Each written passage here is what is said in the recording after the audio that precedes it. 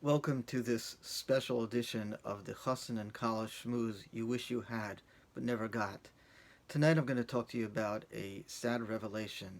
Now, I want to be clear that there's a number of newspaper articles about a beloved Jewish children's author, a very famous Jewish children's author, who women came forward, young women who were teenagers, 13, 14, 15, who claim that they were sexually abused and molested by him.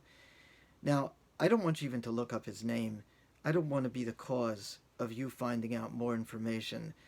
It really doesn't matter. I have no idea. It's not my place to judge whether or not this occurred. I'm talking about the feeling that we get when we read about something like this, because we have to contend with the feelings that are coming up. Now, they're going to be experts who are going to talk to you about how to talk to your children about this. And if they are qualified experts, by all means, you should listen to their advice. Today, I'm going to talk to you about how to talk to ourselves about this, because I found myself personally quite shaken. And I'm disturbed why I'm so shaken, because after all, sadly, this is not the first time we're going to hear about a beloved authority, a famous rabbi who ended up committing sexual crimes and being a sexual predator. Unfortunately, this is a part of modern life and the news cycle and the fact that human nature is the way it is, and miutan ba'arayas. There's going to be a certain number of people who, unfortunately, are going to end up committing terrible sexual crimes. And maybe even, no matter how learned one is, they can't be completely protected from somehow or another falling prey to their own psychological weaknesses and their own challenges. Now, that's just normal in the sense that we're used to it. So why is this disturbing me so much? And I want to tell you that it's important to understand why something disturbs us. Because when someone experiences something that's so troubling and disturbing and even traumatic, the way to heal is to fully accept what happened and to fully feel what happened. And you might ask, why? And why does that matter? And why does that help? And I'm going to tell you that it doesn't matter why. It's like asking, why do we need 6 to 8 hours of sleep to function? Why do we need hugs? Why do we need to eat? This is the way human beings are made. And human beings, for some reason, when they experience very painful and disturbing events, their mind shuts down and they don't process. But when they fully feel and fully experience and fully acknowledge what they went through, the healing begins to happen. This is not a logic thing. This is just how human beings work. And so understanding my journey that I'm thinking out loud with all of you, my friends, my journey in trying to figure out why I am so disturbed about this news might be helpful to others as well. And I'll tell you two ideas that came to me.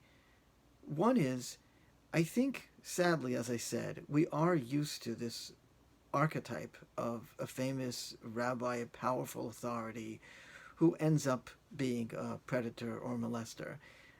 We can kind of understand how people who really are less developed internally end up masquerading and using their charisma and other ways to be predators. We sort of understand that.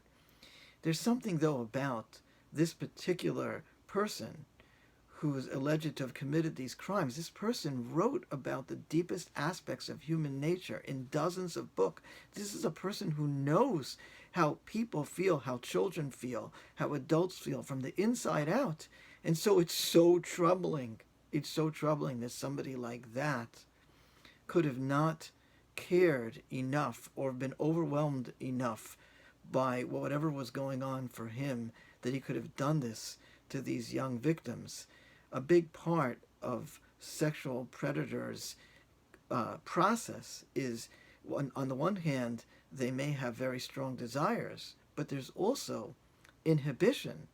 There has to be low inhibition that goes along with it and low empathy.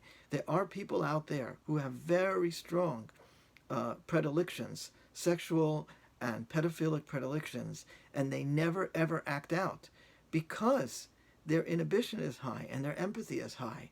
So how can a man with so much empathy who can understand so well how children think and feel, how could that person have done this? And we know, unfortunately, that if he did this, he precisely used what he had in order to understand children um, and predate on them, if that's correct English. Do I know? So that's number one. Number two, even more powerfully, I will say, because many of us, and I'll speak for myself, many of us had his books in our home and had our children reading his books. It's almost as if he knew our children. It's almost as if it's as if he touched our children. His mode of thinking, his choice of words, the meter of his words, the emotions and values and everything in his writings are banging around in our kids' heads as they're developing. And I think that that's the most troubling thing of all. I think vicariously it feels as if he actually touched our children and molested our children. So, my friends, I cannot tell you what it will take to heal.